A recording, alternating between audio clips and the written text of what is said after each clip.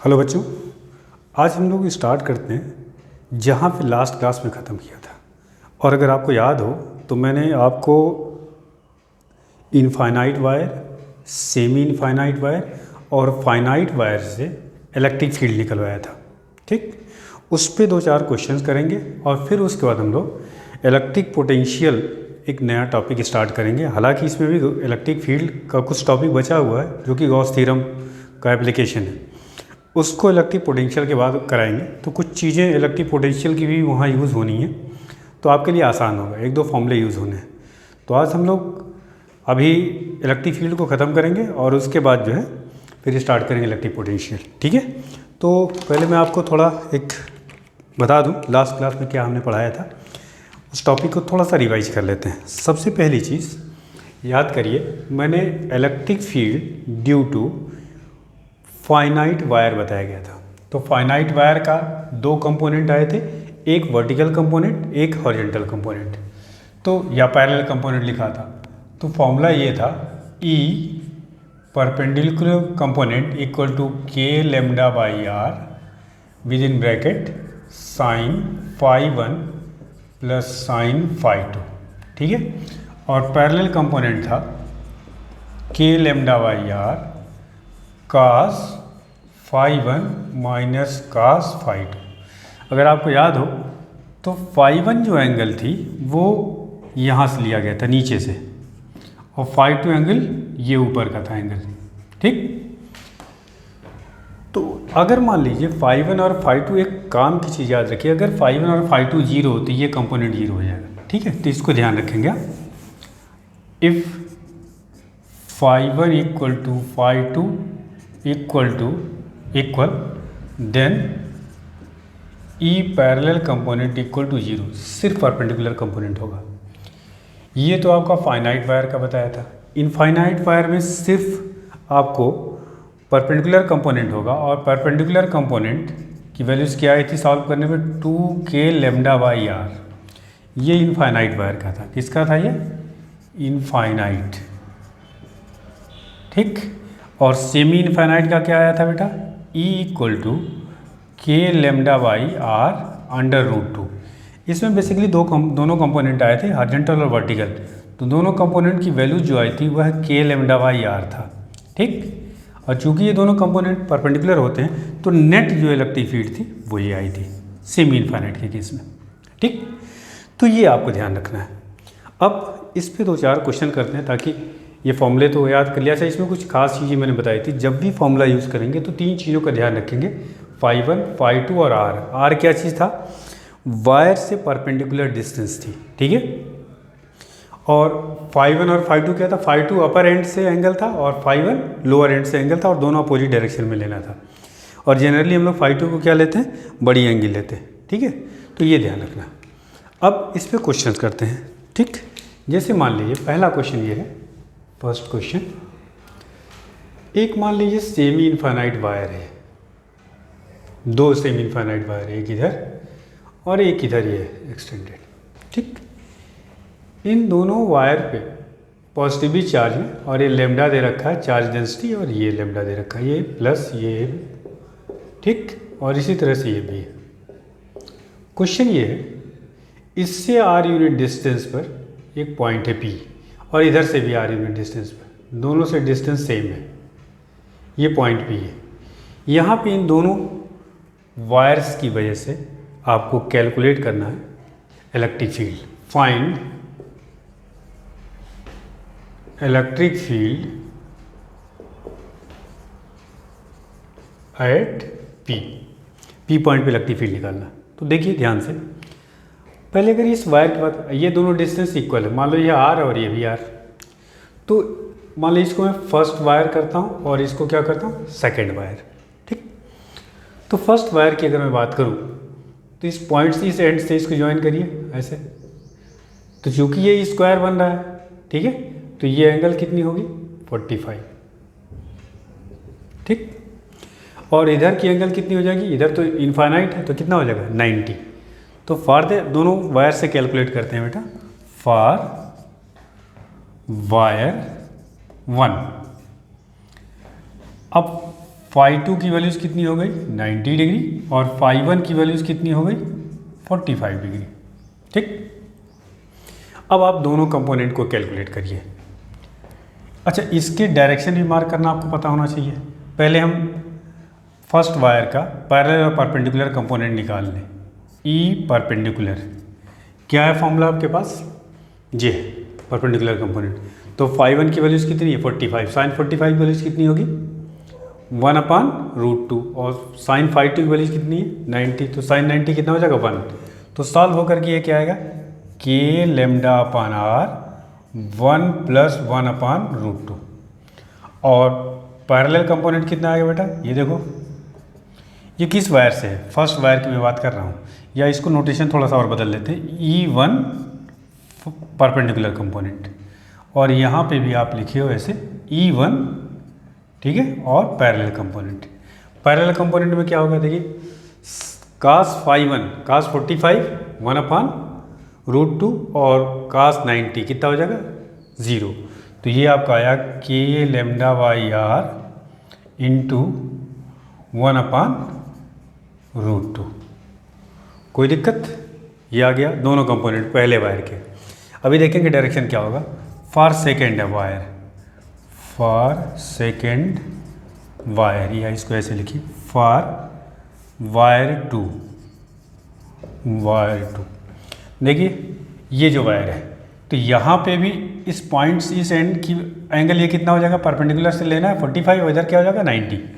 तो यहाँ पे भी आपका φ1 हो गया 45 डिग्री और φ2 हो गया 90 डिग्री। तो कंपोनेंट तो ये वैल्यू सेम आएगी। E2 perpendicular component is equal to k λ/r, same value आएगी बेटा 1/1 + √2 और E2 parallel component equal to k λ/r into 1/√2। ये दोनों आ गया। लेकिन अब ये चार वैल्यूज़ हैं, कैसे नेट निकालेंगे, ध्यान दीजिए। अगर मैं इस वायर की बात करूं, वायर 1 का, पहले ऐसे बना लीजिए, वायर 1 का परपेंडिकुलर कंपोनेंट तो इधर जाएगा और पैरेलल कंपोनेंट आपको बताया था कि जिधर एंगल ज़्यादा होगी उसकी अपोजिट पैरेलल कंपोनेंट एग्जिस्ट करेगा। तो ये एंगल 45 इधर 90 है, तो पैरेलल कंपोनेंट उसके अपोजिट, मतलब एक कंपोनेंट इधर आया और एक कंपोनेंट इधर आया। किस वायर का, ये perpendicular component E1 perpendicular component. Values कितनी E1 परपेंडिकुलर कंपोनेंट, देखिए चाहे तो आप नोट कर लीजिए, यहाँ ऐसे लिखिए इसको E1 perpendicular component equal to k λ/r within bracket 1 + 1/√2 और पैरेलल कंपोनेंट ये हो जाएगा E1 parallel component is equals to k λ/r 1/√2। इस वायर का देखिए परपेंडिकुलर और पैरेलल कंपोनेंट किधर आएगा, परपेंडिकुलर कंपोनेंट में कोई दिक्कत नहीं, ऊपर जाएगा, ठीक। इधर परपेंडिकुलर कंपोनेंट कितना आएगा k λ/r 1 + 1/√2 और पैरेलल कंपोनेंट देखिए वायर, ये एंगल 45 और इधर वाला एंगल कितना 90, तो इधर जाएगा इसके अपोजिट, मतलब यहाँ पे आएगा। तो ये हो जाएगा आपका k λ/r 1/√2। अब ये चार वेक्टर क्वांटिटी हैं, चारों का आपको रिजल्टेंट कैलकुलेट करना। देखिए इसमें क्या आएगा फाइनल बेटा, नोट करिए इसको। और फाइनली आपका ये कुछ ये आएगा, देखिए ये और ये, इसका रिजल्टेंट क्या आ जाएगा, इधर आएगा और कितना आएगा ये E1 मान लेते हैं, ये आ जाएगा k λ/r, ठीक। और इसका रिजल्टेंट किधर जाएगा, ऊपर, ये कितना आएगा k λ/r और इसको मान लेते हैं E2, ठीक। ये दोनोअंदर आपस में कितने 90 डिग्री पे, दोनों का मैग्नीट्यूड सेम है, तो रिजल्टेंट कितना आएगा E net is equal to k λ/r √2। ये हो गया। आपको बताया जा चुका है वेक्टर में अगर दो वेक्टर क्वांटिटी के मैग्नीट्यूड सेम हैं और वो आपस में 90 डिग्री पे हैं, इसका मतलब उसका रिजल्टेंट का फॉर्मूला होता है r = a√2। तो ये नेट फील्ड आ गया, ठीक। समझ में आ गई बात। अच्छा डायरेक्शन किधर होगा, डायरेक्शन इधर जाएगा, दोनों का मैग्नीट्यूड सेम है तो एंगुलर बाइसेक्टर इधर जाएगा आपका। क्लियर, चलिए नोट करिए इसको। दूसरा क्वेश्चन इस पे करते हैं।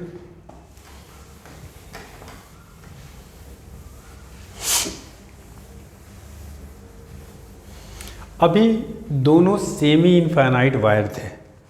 अब अगर दोनों आप ऐसे समझिए कि क्वेश्चन ये है कि ये स्क्वायर है, ठीक है।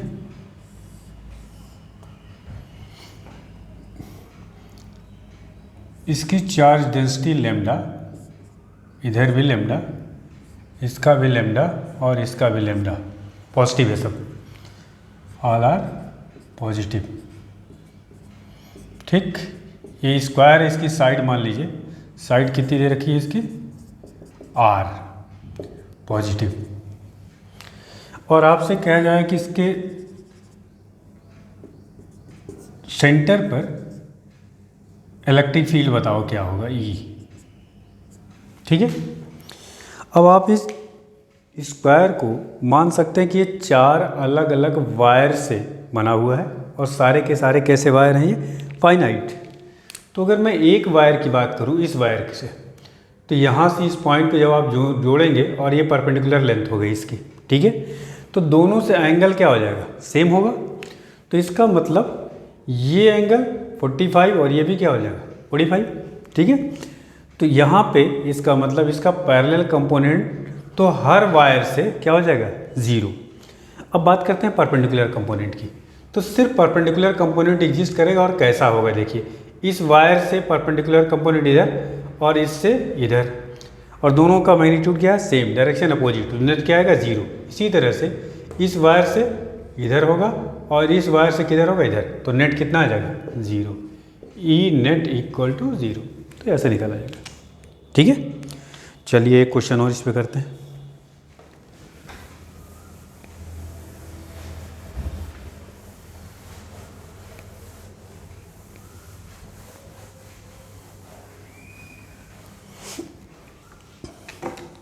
अगर मान लीजिए ये कह दिया जाए कि यह एक स्क्वायर है, ठीक, जिसकी साइड है r, ये माइनस लेमडा, इधर माइनस लेमडा, इधर आपका प्लस लेमडा और इधर आपका प्लस लेमडा। मतलब चार्ज डेंसिटीज बराबर है, बट यहाँ पे कैसे चार्ज है, नेगेटिव, यहाँ पॉजिटिव, यहाँ आपका, चलिए इसे मार्क कर देता हूँ, ये नेगेटिव यहाँ पे है चार्ज और यहाँ पे भी नेगेटिव, और यहाँ पे क्या आपका प्लस, और यहाँ पे क्या होगा आपका प्लस, ठीक।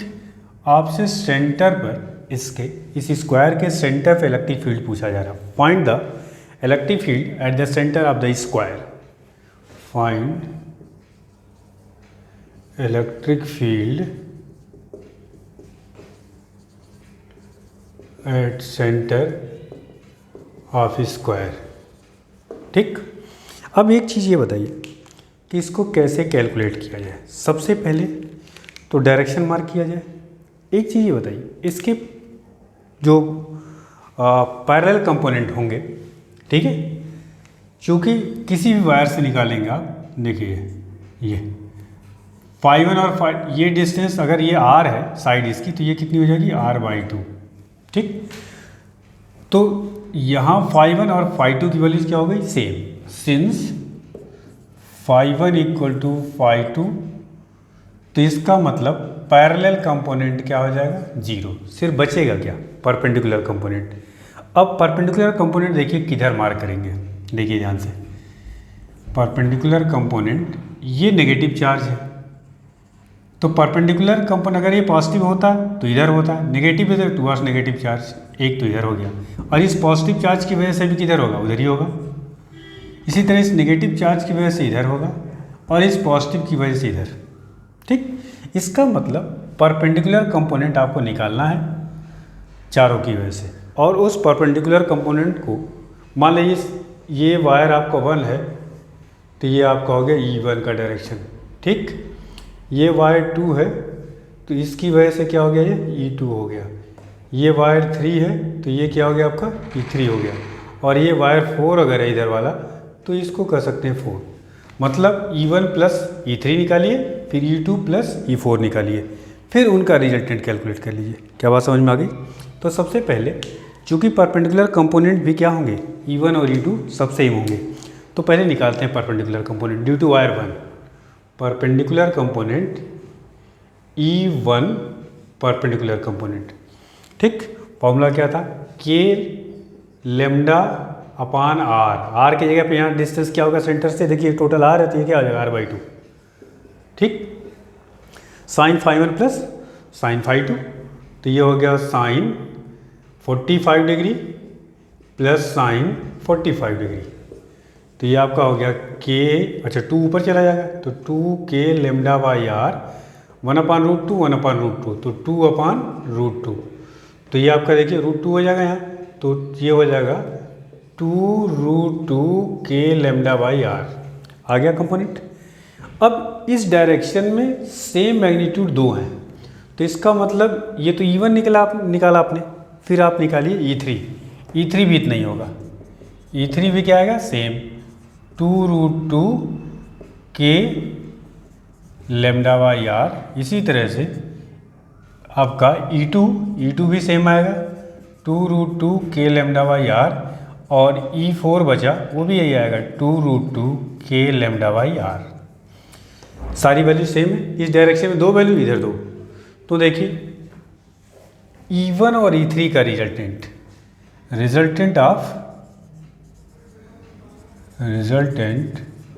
ऑफ E1 एंड E3 क्या आएगा, मान लेते हैं इसको कुछ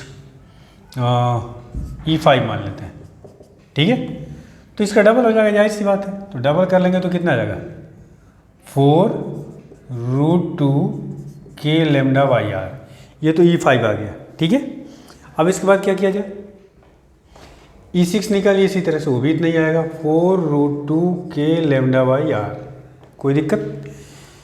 अब इन दोनों को, ये दोनों का मैग्नीट्यूड सेम है और दोनों कितने पे हैं, देखिए इस फिगर में 90 डिग्री पे, तरीका क्या बताया गया था, फाइनल रिजल्ट क्या आएगा, E इक्वल टू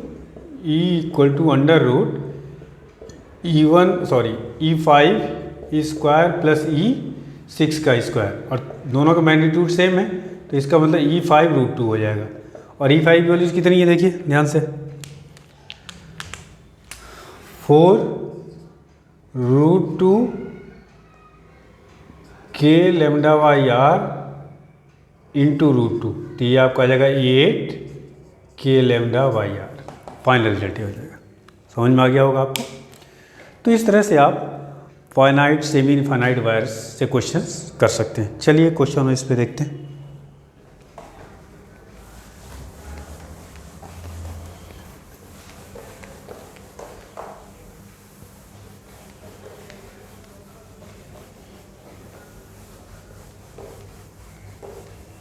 देखिए, सपोज कर लीजिए कि चलिए क्वेश्चन इधर ही लिख देता हूँ, एक इनफाइनाइट वायर है। कैसा वायर है आपका, इनफाइनाइट वायर, इससे R1 डिस्टेंस पे एक चार्ज है Q और इसका मास M है, ठीक, और यहाँ पे ये रेस्ट में है, या इसको अभी फिक्स कर रखा है। इसकी चार्ज डेंसिटी आपको दे रखी है लेमडा, ये पॉजिटिव चार्ज है, कितनी डिस्टेंस पे है ये, R1 पे। जाहिर सी बात है जैसे ही इसको रिलीज करेंगे तो इधर चलेगा। तो जब ये पूछा ये जा रहा है कि जब ये यहाँ से R2 डिस्टेंस पर पहुँचा, ये डिस्टेंस क्या है आपका R1, ये डिस्टेंस क्या है आपका R2, तो उस समय इसकी वेलोसिटी पूछी गई है, कितने डिस्टेंस पे, R2 distance. Find the velocity, question ये आपका इनफाइनाइट वायर, चार्ज डेंसिटी दे रखा है, इसे कह रहा है R1 डिस्टेंस पे एक चार्ज है, इसका मास M है, रेस्ट पे है, और जैसी बात इसका इलेक्ट्रिक फील्ड का डायरेक्शन किधर होगा, इधर होगा, ठीक है, और इलेक्ट्रिक फील्ड का डायरेक्शन इधर होगा, तो इलेक्ट्रिक फील्ड में चार्ज रखा हो Q, तो इस पर फोर्स लगेगा कितना, E इंटू Q, और फोर्स लगेगा तो ये अगर ये चार्ज फ्री है मूव करने के लिए तो इधर मूव करेगा। तो कह रहा है R2 डिस्टेंस बताइए इसकी वेलोसिटी क्या होगी। ठीक, देखो बेटा इसको, इस क्वेश्चन को समझते हैं। सबसे पहले फोर्स ऑन चार्ज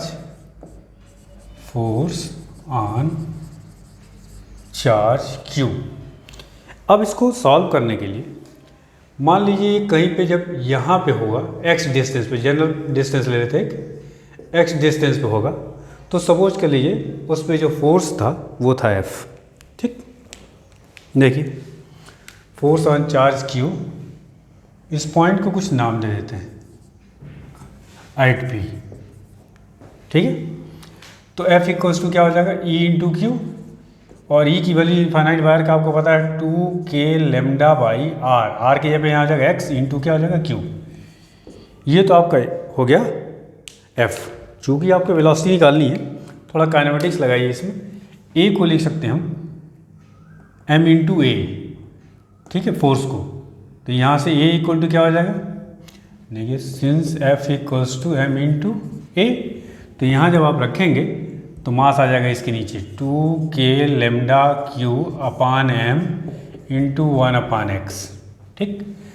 एक्सेलरेशन ये फंक्शन आप क्या है, एक्स डिस्टेंस, तो ए को हम दे सकते हैं V D V by D X, कोई दिक्कत। तो ये हो गया 2k lambda upon M into Q 1 upon X, D X उधर कर लीजिए, तो V D V is equal to 2k lambda upon M into Q 1 upon X into ये क्या हो जाएगा डी एक्स, कोई दिक्कत, डी एक्स उधर आ गया। अब आप इसको इंटीग्रेट कर दीजिए। लिमिट कैसे देंगे, देखिए इस साइड में वेरिएबल क्या है एक्स, इधर क्या है वेलोसिटी। जब ये r1 डिस्टेंस पे था तो उस समय इनिशियली r1 पे उसकी वेलोसिटी क्या थी 0, और r2 डिस्टेंस पे क्या वेलोसिटी है v, जो आपको निकालना है। इसी को सॉल्व कर लीजिए, आपका काम हो गया। देखिए इसको कैसे सॉल्व करेंगे, देखो बेटा लेफ्ट का इंटीग्रेशन रहेगा वी स्क्वायर अपान 2, और फिर लिमिट रखेंगे आप तो ये आएगा फाइनली वी स्क्वायर अपान 2 ही आएगा, ठीक है, वी स्क्वायर अपान 2। राइट में देखिए ये तो कांस्टेंट हो गया आपका 2k lambda Q upon M, 1 upon x का इंटीग्रेशन क्या होगा लॉग एक्स, फिर upper limit minus lower limit, तो ये हो जाएगा log r2 माइनस क्या हो जाएगा ये अपर लिमिट आपका r2 है माइनस log r1, कोई दिक्कत। इसको आप लिख सकते हैं v इक्वल टू, देखिए 2 यहाँ आ जाएगा 4k lambda Q upon M log m minus log n, log m by n, तो ये हो जाएगा log r2 बाई r1। तो ये तो आपका वी स्क्वायर की वैल्यूज हो गई। यहाँ इसका अंडर रूट ले लेंगे तो ये यहाँ अंडर रूट लगा दीजिए, ख़त्म। तो ये हो जाएगा 2 बाहर आ जाएगा और अंडर रूट के अंदर आएगा k lambda Q by M log r2 by r1। This is the final result. तो इस तरह से क्वेश्चंस आपका फाइनाइट वायर, इनफाइनाइट वायर और सेमी इनफाइनाइट वायर पे क्वेश्चंस आ सकते हैं। ऐसा ही अभी हम लोग जब मैग्नेटिज्म स्टार्ट करेंगे तो वहाँ पे आएगा बायो-सेवर्ट लॉ, और इनफाइनाइट वायर से आपको इनफाइनाइट करंट वायर से मैग्नेटिक फील्ड निकालना होगा, सिमिलर टाइप का फॉर्मूला आएगा, ठीक है। चलिए आगे देखते हैं।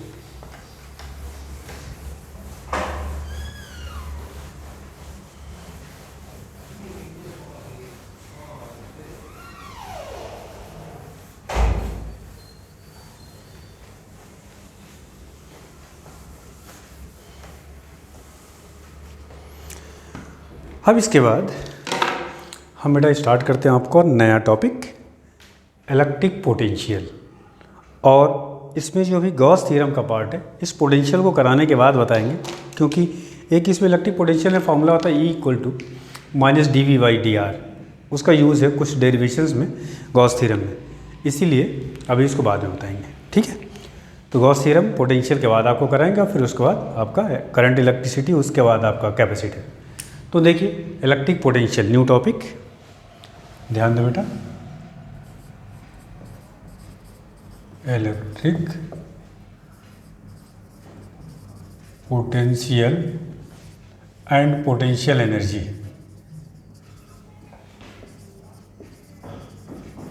जी, सबसे पहले समझिए इलेक्ट्रिक पोटेंशियल क्या होता है, उसके बाद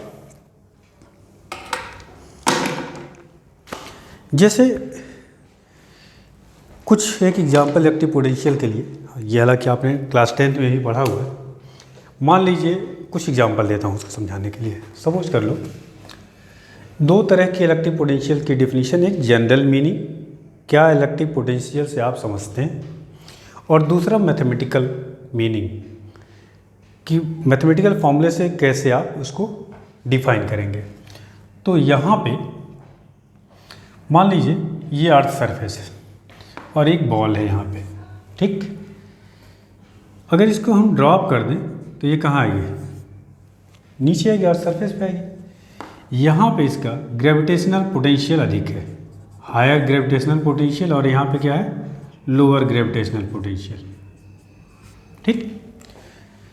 तो इसका मतलब the ball moves from higher gravitational potential to lower gravitational potential, HGP to LGP। दूसरा एग्जांपल लेते हैं। मान लीजिए दो बॉडीज हैं, ठीक है, यह टेम्परेचर T1 पे है और दूसरी बॉडी एक है जिसका टेम्परेचर T2 है। ये दे रखा है T1 ग्रेटर देन T2, इन दोनों को हमने टच में लिया है। तो यहाँ पर हीट किधर से किधर फ्लो होगा, इधर से इधर फ्लो करेगा, क्योंकि आपको पता है heat flows from higher temperature to lower temperature. Heat का जो फ्लो होगा higher temperature to lower temperature, ठीक है। दूसरा एग्जांपल, तीसरा एग्जांपल देखिए। मान लीजिए ये एक आपका कंटेनर है, ठीक, इसमें आपने पानी भर दिया, कोई लिक्विड भर दिया इसमें ऐसे। दूसरा एक कंटेनर लिया आपने, उसका लेवल ये ऐसे कम है, ये लेवल इसका पानी का ज़्यादा है, इसमें क्या है, कम है। इसको आपने एक ट्यूब से कनेक्ट कर दिया दोनों को, तो इसका मतलब क्या होगा, पानी का जो फ्लो होगा कहाँ से कहाँ होगा, higher level to lower level, higher level to lower level, ठीक। 3 एग्जाम्पल मैंने दिया आपको। Ball moves from higher gravitational potential to lower gravitational potential, heat flows from higher temperature to lower temperature, liquid या water flows from higher level to lower level, ठीक है। इसी तरह किसी भी सर्किट में करंट किस डायरेक्शन में फ्लो करेगी, वह उसका डायरेक्शन निर्धारित करता है पोटेंशियल। या आप ऐसे कर सकते हैं, electric potential is the physical quantity which determines the direction of flow of current. देखिए क्या है, जैसे आप सर्किट बनाते हैं बेटा, सपोज के लिए आपका रेजिस्टेंस है, एक बैटरी है और ये बड़ा डंडा क्या होता है, हायर पोटेंशियल, लोअर डंडा क्या होता है, लोअर पोटेंशियल, छोटा डंडा यह है रेजिस्टेंस, ठीक। मैंने क्या कहा, ये हायर पोटेंशियल किसको आप लेते हैं, हायर पोटेंशियल, और ये छोटा डंडा क्या होता है, lower potential. Basically electric potential general meaning जो आप सर्किट में कैसे समझेंगे, पोटेंशियल किसका बड़ा है, किसका कम है, किसका ज़्यादा है। Generally in circuits potential is the physical quantity which determines the direction of flow of current. इसका मतलब करंट का डायरेक्शन किधर होगा, ऐसे, ठीक। समझ में आ रही बात।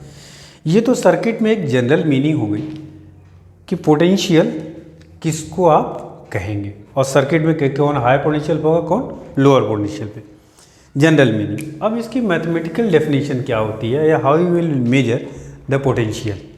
तो पोटेंशियल को मैथमेटिकल मीनिंग ये, सपोज कर लीजिए ये आपका एक सोर्स चार्ज है कैपिटल क्यू, और आपको इलेक्ट्रिक फील्ड पढ़ा चुके हैं, मान लीजिए ये इसका इलेक्ट्रिक फील्ड है, ठीक, जिसको हमने कहा था स्फीयर ऑफ इन्फ्लुएंस। पोटेंशियल ये कहता है, मतलब इसके अंदर तो इसका फील्ड है, इसके बाहर का जो पॉइंट हो गया क्या होगा, इन्फिनिटी हो गया। सपोज कर लिए अगर मैं किसी चार्ज क्यू नॉट को, जिसको हम लोग क्या कहते थे, टेस्ट चार्ज, टेस्ट चार्ज, ठीक है। पोटेंशियल की बेसिक डेफिनेशन आपने पढ़ी थी, V = W/Q, ठीक, या यहाँ क्या लिख सकते हैं, Q नॉट। मान लीजिए यहाँ पे एक पॉइंट लिया हमने A, क्या है पॉइंट, ये A है, ठीक, A पॉइंट लिया हमने, तो यहाँ VA भी लिख सकते हैं। डिफाइन कैसे किया गया, electric potential at any point in the electric field is defined as the work done W, work done in bringing a unit positive charge from infinitive to that point in the field.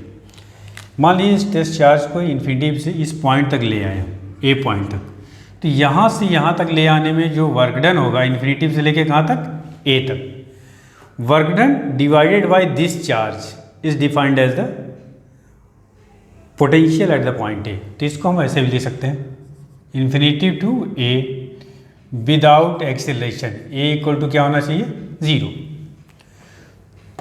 तो एक चीज़ ध्यान रखना, कैसे define करेंगे mathematically, electric potential at any point in the field is defined as work done in bringing a unit positive charge from infinitive to that point in the field. मतलब यहाँ से यहाँ तक इसको ले आने में वर्क डन निकाल लीजिए और डिवाइडेड बाय द चार्ज कर दीजिए, यह इस पॉइंट पे क्या हो जाएगा, पोटेंशियल हो जाएगा। और मैथमेटिकली ऐसे लिखा जाता है, या जनरली किताबों में ऐसे लिख दिया होगा। ठीक।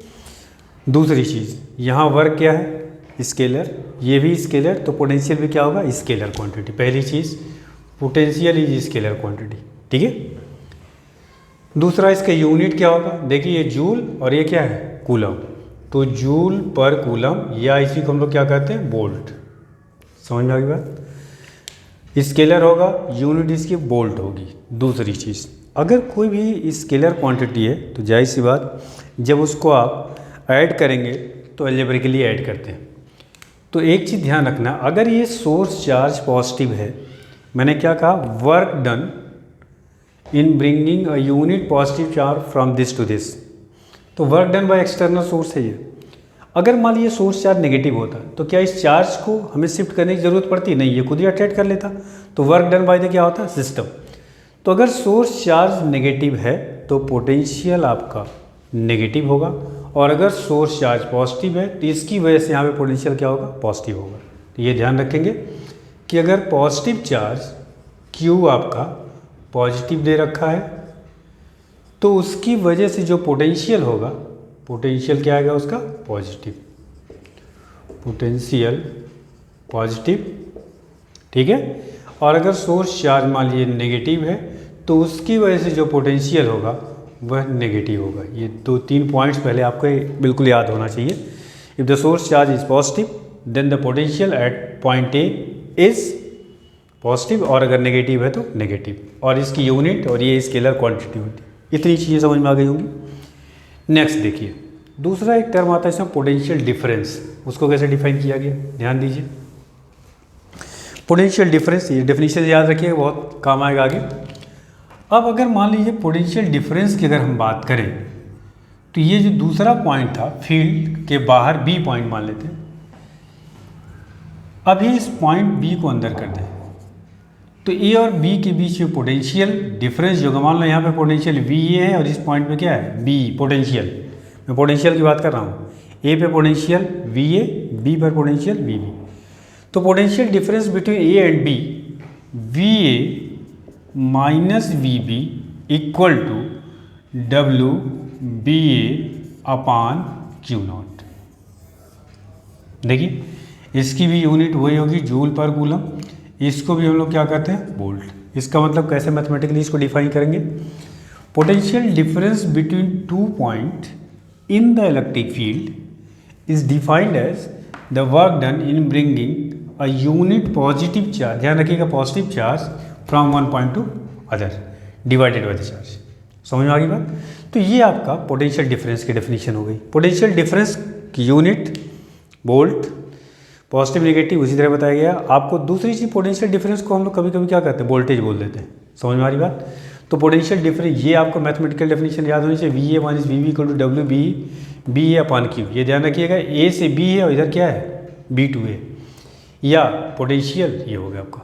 अगर मान लीजिए इनफाइनाइट पे पोटेंशियल क्या होगा, 0।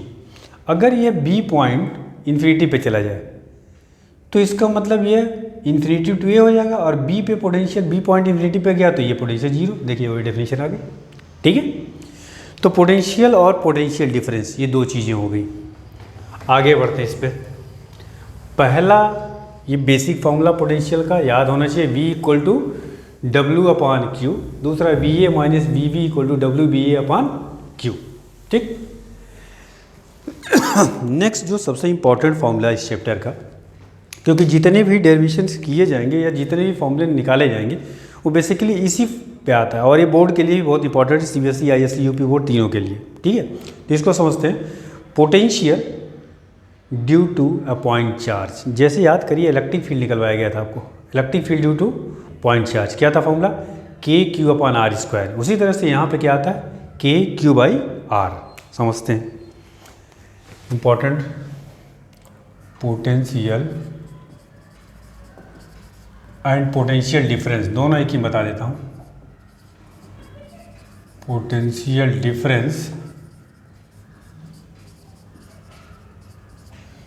Potential difference due to point charge. ठीक, समझते हैं इसको बेटा, लग रहा है इंक कम हो गई। मान लीजिए ये सोर्स चार्ज है एक पॉजिटिव चार्ज, ठीक, जो कि जिसकी वैल्यूज़ क्या है आपका, ऐसे लिख लेते हैं थोड़ा किनारे करके, Q। ठीक, इलेक्ट्रिक फील्ड लाइन्स इसे किधर होंगी, इधर,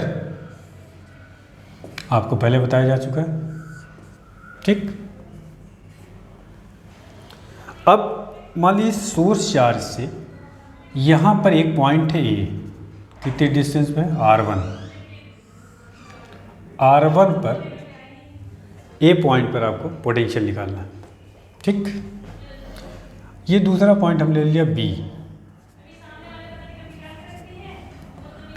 ये मान लो आपका R2 डिस्टेंस।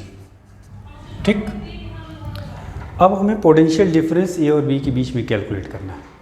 तो एक काम करते हैं, हमें पहले तो डेफिनेशन लिखिए पोटेंशियल डिफरेंस का।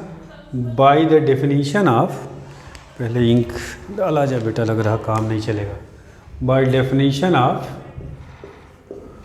Potential difference VA minus BB equal to WBA/Q0। पहला बेसिक जो डेफिनेशन बताया, मान लीजिए यहाँ पे एक टेस्ट चार्ज Q0 था, ये डेफिनेशन हो गई। अगर इस फॉर्मूले को निकालना हो तो सिर्फ आपको वर्क डन चाहिए B से A तक का, और उस वर्क डन को यहाँ पुट कर दिए, you will get the potential difference. तो हमें वर्क निकालना है, और वर्क का फॉर्मूला क्या होता है, फोर्स इनटू डिस्प्लेसमेंट। तो कैसे निकालेंगे इसको, देखिए वर्क कैलकुलेट करिए और वहाँ पे पुट करिए। मान लीजिए एक जनरल पॉइंट हमने यहाँ पे C ले लिया, कितने डिस्टेंस पे, X डिस्टेंस पे, और यहाँ से एक स्मॉल डिस्प्लेसमेंट dx कर दिया। इसका क्या है, dx, ये पॉइंट C है और ये पॉइंट D है। पहले हम C से D स्मॉल डिस्प्लेसमेंट का वर्क डन निकाल लें और उसको इंटीग्रेट कर दें R2 से लेकर के कहाँ तक, R1 तक, तो आपका वर्क आ जाएगा B2A।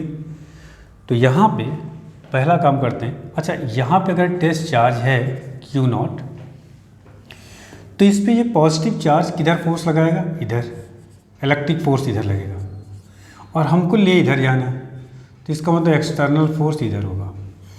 दोनों का मैग्नीट्यूड सेम होगा और डायरेक्शन क्या होगा, opposite. External force is just sufficient to counter balance the electric force, या आप ऐसे कह सकते हैं इलेक्ट्रिक फोर्स इधर लग रहा है, फोर्स इधर, डिस्प्लेसमेंट इधर। तो इसका मतलब जब वर्क निकालेंगे तो cos थीटा की वैल्यू कितनी है, 180 डिग्री। तो ऐसे भी निकाल सकते हैं, देखिए कैसे निकालते हैं इसको। Work done in shifting the charge from C to D। ये C से D की डिस्टेंस कितनी है, dx। W इक्वल्स टू, या इसको small work done dW equal to क्या हो जाएगा, देखिए FE dx लेफ्ट में डिस्प्लेसमेंट इनटू हो गया cos 180 डिग्री। cos 180 की वैल्यूज कितनी होती है, -1, तो आप इसको ले सकते हैं -FE dx, कोई दिक्कत। अच्छा, ये इलेक्ट्रिक फोर्स की वैल्यूज़ कितनी होगी, आपको पता है कि FE की वैल्यूज़ कूलम्स लॉ से निकालेंगे, K Q1 Q2, तो Q इंटू Q नॉट अपान क्या हो जाएगा बेटा, x², क्योंकि इसकी डिस्टेंस यहाँ से क्या है, x। तो इसकी वैल्यू यहाँ पुट कर देते हैं, तो ये आपका dW आ जाएगा, K Q not upon x², यहाँ नेगेटिव साइन और dx। ये तो स्मॉल वर्क डन हो गया, ठीक है। अब टोटल वर्क डन के लिए क्या करेंगे बेटा, इंटीग्रेट करेंगे। कहाँ से कहाँ तक आपको वर्क चाहिए, बी से ए तक, मतलब R2 से लेकर के कहाँ तक, R1 तक। तो टोटल वर्क डन, चलिए इधर लिखते हैं,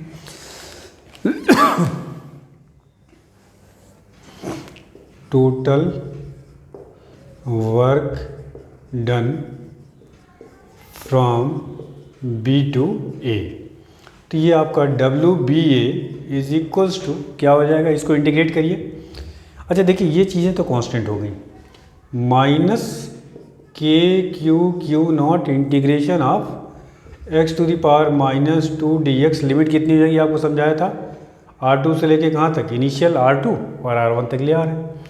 इसको ज़रा सॉल्व करिए, इसका इंटीग्रेशन -KQ नॉट, इसका इंटीग्रेशन क्या आएगा बेटा, integration of x to the power -2 dx equal to -1/x। x to the power n का फॉर्मूला लगेगा इसमें, तो ये आपका हो गया -1/x और लिमिट हो गई R2 से लेके R1 तक।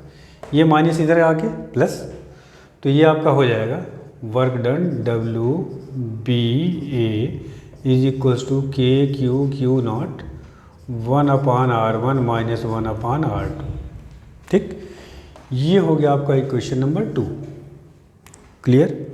अच्छा अगर आपको डायरेक्टली मान लीजिए पोटेंशियल डिफरेंस ना निकालना हो, पोटेंशियल निकालना हो, तो सिंपल यह लिमिट चेंज कर दिए, कहाँ से कहाँ तक वर्क डन निकालना होगा, इन्फिनिटी से लेकर के R तक, सिर्फ लिमिट बदल दीजिए डायरेक्ट पोटेंशियल आ जाएगा। हालांकि इससे भी पोटेंशियल निकाल सकते हैं, बट आप वैसे भी कर सकते हैं। ये वैल्यूज इक्वेशन 1 में पुट कर दीजिए, तो work VA minus VB equal to क्या आया बेटा, देखिए WB/Q नॉट, Q नॉट से डिवाइड करोगे तो ये Q नॉट कैंसिल हो जाएगा, तो ये हो जाएगा KQ 1/R1 - 1/R2। This is the formula potential difference between point A and B। ठीक, अब अगर मान लीजिए, थोड़ा सा मिटाऊँ मैं, नोट करिएगा इसको, इधर का पोर्शन थोड़ा बेटा जगह बनाएं। देखिए अगर मान लीजिए B पॉइंट, अगर ये आपको डेफिनेशन बताइए तो पोटेंशियल में अगर B पॉइंट इन्फिनिटी पे हो जाए, if point B is at infinity, तो VB इनफाइनाइट में पोटेंशियल क्या, 0, और जो डिस्टेंस है R2 टेंस टू कितना हो जाएगा, इन्फिनिटी। इसी फॉर्मूले में आप रख दीजिए वैल्यूज, ठीक है। तो क्या आएगा, देखिए VA -0 equals to KQ/R1। In general इसको कैसे लिखते हैं, इन जनरल, अब जब एक ही पॉइंट था, दूसरा इन्फिनिटी पे था, तो R1 की जगह R लिख सकते हैं। V इक्वल टू ये हो गया KQ/R, ये पोटेंशियल का फॉर्मूला। तो एक ही फॉर्मूले में मैंने आपको पोटेंशियल डिफरेंस और पोटेंशियल दोनों का फॉर्मूला बता दिया, ठीक है। तो ये ध्यान रखना, ये आपका सोर्स चार्ज था, और जितनी डिस्टेंस पे, ये तो कांस्टेंट आपका 1/4πε0, इस चार्ज से जितनी डिस्टेंस पर आपको पोटेंशियल चाहिए इस फॉर्मूले से निकाल सकते हैं। इसका मतलब डिस्टेंस जैसे जैसे बढ़ेगा पोटेंशियल क्या होगा, घटेगा, ठीक है। तो ये हो गया आपका पहला जो बेसिक डेरिवेशन और सबसे इंपॉर्टेंट डेरिवेशन, इसकी ही ज़रूरत हर जगह पड़ेगी, तो ये ध्यान रखना है। Potential due to point charge V equal to KQ/R, unit बता दिया, स्केलर बता दिया आपको। ये पॉजिटिव कब होगा, जब सोर्स चार्ज पॉजिटिव होगा, नेगेटिव तब होगा जब सोर्स चार्ज क्या हो, नेगेटिव होगा। ये single charge, single isolated charge का है ये फॉर्मूला। अब एक से अधिक चार्ज हों तो कैसे निकालेंगे, जिसको हम लोग कहते हैं principal of superposition of potential, ठीक है। देखिए इसको,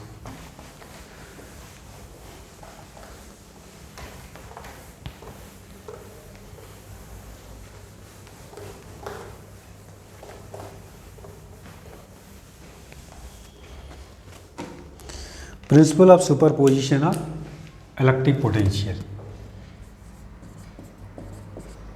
प्रिंसिपल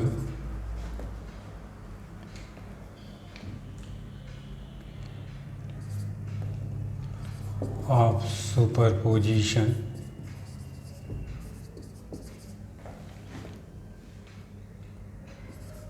ऑफ पोटेंशियल। ठीक है, देखिए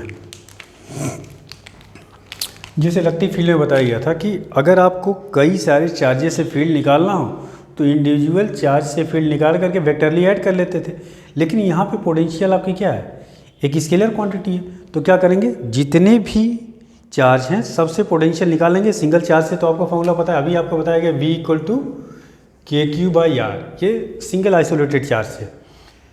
तो अगर एक से अधिक चार्ज है तो सबसे इंडिविजुअली निकाल करके और उसको चूँकि स्केलर क्वांटिटी है तो इसको एल्जेब्रिकली ऐड कर लेंगे और वही आपका फाइनल क्या हो जाएगा, result.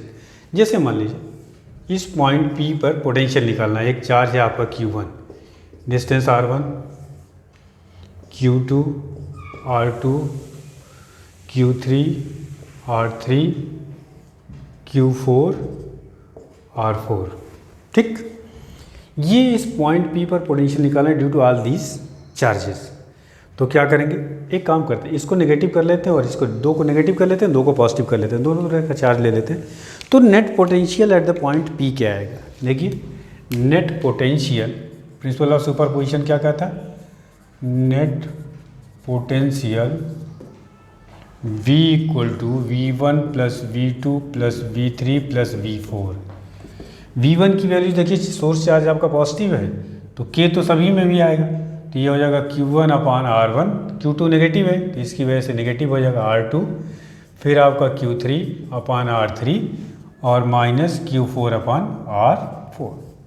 This is the net potential at the point P। इतना बोलता आपको, ठीक है।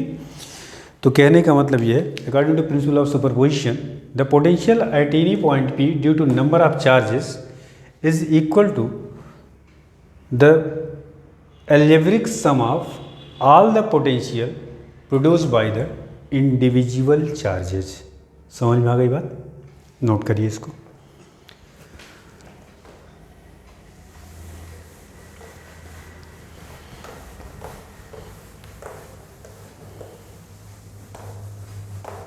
चलिए 1-2 पॉइंट और बताते हैं इसमें। नेक्स्ट है relation between E and B, बहुत काम का रिलेशन है। रिलेशन बिटवीन E मतलब electric field, electric field and electric potential, electric potential. ठीक, एक तरह से E एंड B, इसके बीच में रिलेशन क्या होगा इसको समझिए आप ध्यान से, ठीक है। बेसिकली मान लीजिए ये एक चार्ज था Q, ठीक, इसकी वजह से एक पॉइंट है A और दूसरा पॉइंट है, ये नज़दीक में पॉइंट B है बट थोड़ा दूर बना रहा हूँ ताकि आपको दिखे। मान लीजिए इससे x दूरी पर पोटेंशियल A पॉइंट पर है V और ये dx है, ये बहुत नज़दीक है पॉइंट बेटा, लेकिन ध्यान रखिएगा थोड़ा दिखे फिगर, इसलिए बनाया गया है इसको थोड़ा सा दूर। तो अगर ए पे देखिए जैसे जैसे दूर जाएंगे आपको बताया था पोटेंशियल क्या होगा, घटेगा, ये पॉजिटिव चार्ज है। और यहाँ पे पोटेंशियल क्या है, V है, इस पॉइंट पर हम पोटेंशियल लिख सकते हैं V - dV। या ऐसी बात है B पे पोटेंशियल क्या होगा, A के कंपेरेटिवली कम होगा। ये dx डिस्टेंस है तो मान लीजिए पोटेंशियल डिफरेंस V का है, इसलिए इसको V - dV लिख सकते हैं, कोई दिक्कत। अब मान लीजिए इसको B से A तक शिफ्ट करना, कोई टेस्ट चार्ज है आपका, ठीक है। तो वर्क डन अभी आपको बताया था WBA या W = क्या होगा, यहाँ से फोर्स, इलेक्ट्रिक फोर्स किधर लगेगा, इधर, इलेक्ट्रिक फोर्स आपका F इधर, ठीक है, FE अभी आपको बताया गया था। तो ये आपका क्या हो जाएगा -FE dx, यहाँ से यहाँ तक का वर्क डन। तो F = क्या ले सकते हैं बेटा, यहाँ पे -F = Q × E पढ़ा बताया जा चुका हो, तो Q0 E × dx लिख सकते हैं। तो ये W/Q0 नीचे कर लीजिए, इक्वल टू आ गया -E dx, कोई दिक्कत, ठीक। अब by the definition of potential difference by definition of potential difference आप क्या लिख सकते हैं, V A minus V B is equals to W upon Q not. ठीक, ए पे पॉइंट पे पोटेंशियल कितना लिया गया है, वी, बी पे क्या लिया है, V minus D V equal to W upon Q not. ठीक, अब इसके बाद इसको चेंज करिए तो क्या आएगा, D V equal to W upon Q not. ये इक्वेशन 2 कर लीजिए। इक्वेशन 1 और 2 में देखिए W upon Q not equate कर दीजिए, तो ये हो गया आपका minus E D X equal to D V, या इसको लिख सकते हैं E equal to minus D V upon D X. ध्यान रखिएगा, बहुत इंपॉर्टेंट रिलेशन है ये। इलेक्ट्रिक फील्ड की एक यूनिट आपने पढ़ी थी जब ये फॉर्मूला आपने पढ़ा था, E equal to F upon Q, तो क्या आता है यहाँ यूनिट, न्यूटन पर कूलम। यहाँ से देखिए पोटेंशियल और ये आपका डिस्टेंस है, तो क्या आ जाएगा यहाँ से, वोल्ट पर मीटर। ठीक है, कोई दिक्कत। नेगेटिव साइन आपसे बोर्ड में पूछा जाता है कि नेगेटिव साइन क्या इंडिकेट करता है, तो ध्यान रखिएगा, negative sign indicate that potential decreases in the direction of electric field. क्या इंडिकेट करता है, negative sign indicates that potential decreases in the direction of field. कोई दिक्कत। अब देखिए इस फॉर्मूले का एक दो फॉर्मेट और देखिए। अच्छा, नेगेटिव साइन तो डायरेक्शन के लिए, कहीं कहीं भी ऐसे लिखा होगा E equal to D V by D X. इसका मतलब क्या है, बेसिकली ये माड लिखा हुआ है D V by D X, समझ आ रही बात। या इसको ऐसे भी लिखा गया हुआ हो सकता है, V1 minus V2 upon D लिखा हो गया। मान लीजिए दो प्लेट्स हैं ये, ठीक है, इसका पोटेंशियल V1 है, इसका पोटेंशियल V2 है। ठीक, इसके बीच का सेपरेशन आपका D है, तो फॉर्मूला ये लिख सकते हैं।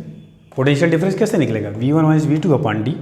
या अगर डायरेक्ट V1 और V2 ना दे करके इनका पोटेंशियल डिफरेंस दिया हो, तब E इक्वल टू क्या हो जाएगा formula, V upon D, where V is the potential difference between these two points. समझ में आ गई बात। तो ऐसे भी ले सकते हैं, ऐसे ले सकते हैं, ऐसे ले सकते हैं, तो ये ध्यान रखिएगा। ठीक है, तो ये रिलेशन बहुत काम का है, आगे बहुत काम आएगा ये E और V में रिलेशन, तो इसको बिल्कुल आपको याद होना चाहिए। एक पॉइंट्स और इससे बताता हूँ, उसके बाद क्लास ख़त्म करता हूँ बेटा आज। चलिए,